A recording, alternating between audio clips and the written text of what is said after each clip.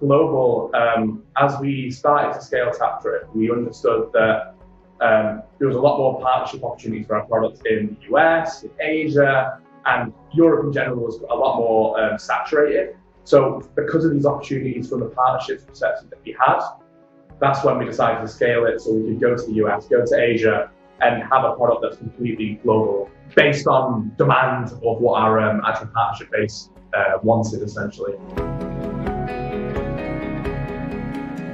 A challenge that we face, I suppose, predominantly is being able to do things fast enough.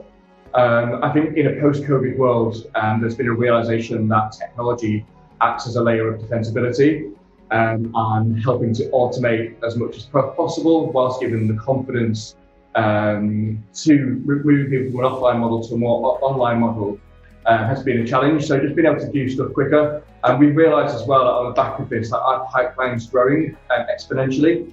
So just being able to prioritise what's the most important thing to do first, that's probably been the biggest, most recent challenge. Obviously in Europe, you've got GDPR. In the US, you've got various different rules around the financial differences of the FCA in the UK, the US banking regulations in the US. Each country may have also their little differences around how to handle data.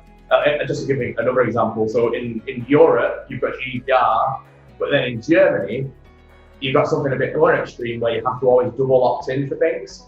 So if I want to get on a marketing email, I have to opt in twice rather than just once.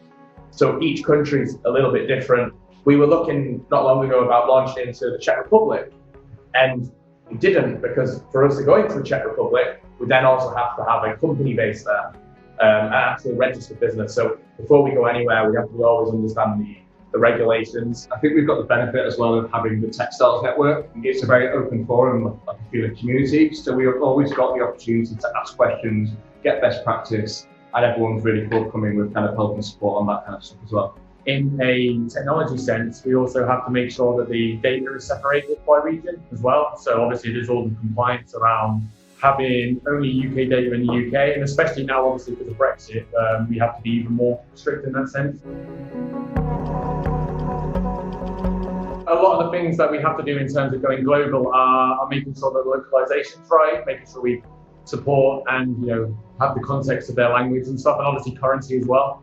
Two big key factors. So localization is really important in the US. If we don't speak the way that they speak, even though we speak the same language, they don't like it. It's like the calendar dates. Yeah, exactly. Stuff, yeah. And obviously a lot of the technology that we use in order to get our inventory and stuff is very, very basic and legacy, and obviously it's still part of the old ecosystem that we're trying to disrupt anyway. And there's been a massive struggle trying to get that to work with our future-proof, scalable system. What we are noticing, particularly from our current customers and the customers that are coming on board with TapTrip, is that they're looking for more innovative and streamlined ways to be able to manage customer experience. So we've integrated Zendesk as a chat feature into the TapTrip app and to the platform. So it gives kind of live support to the traveller and also the business to keep those communication channels open, which obviously right now is of paramount importance. One thing I like to do is have something called basically a Premarten.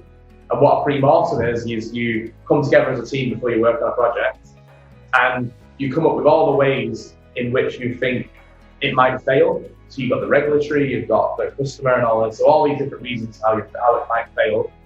And then you come up with we kind of like KPIs against each thing, so you know you're avoiding the failures and keeping yourself accountable in that Premarten. That's something that I did when I first started TapTrip back in the day. It's something that I did all the time when I was at booking.com. It's like a very, very useful thing, because then you're thinking about failure and how to avoid it.